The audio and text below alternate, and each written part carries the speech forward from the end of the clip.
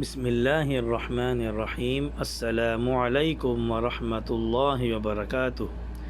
Daily فقی channel میں آپ کو خوش آمدید۔ کاغذ سے استنجا کرنا، کیا کاغذ سے استنجا اور پھر تیمم کر کے نماز پڑھنا جائز ہے؟ سنا ہے یورپ میں بعض مسلمان اسی طرح کرتے ہیں، کیا ان کی نماز ہو جاتی ہے؟ جواب: کاغذ قابل احترام اشیاء میں سے ہے۔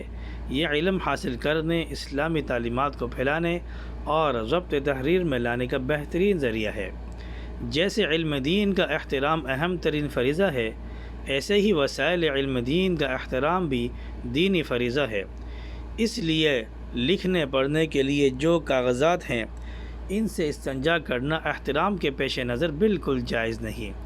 البتہ جو کاغذ یعنی کہ ٹیشو پیپر اسی مقصد کے لیے تیار کیے جاتے ہیں اور لکھنے پڑھنے کے کام میں نہیں آ سکتے، ان سے نجاست دور کرنے میں کوئی حرج نہیں، بشرطے کہ نجاست جسم پر دور تک پھیلی نہ ہو، ورنہ پانی سے بھی استنجا کرنا ضروری ہوگا۔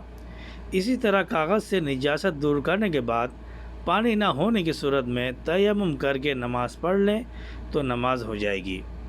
امید ہے آپ کو ہماری ویڈیو پسند آئی ہوگی۔ پسند آنے پر ہماری ویڈیو کو لائک کریں، شیئر کریں اور ہمارے چینل کو سبسکرائب کریں۔ السلام علیکم ورحمۃ اللہ وبرکاتہ۔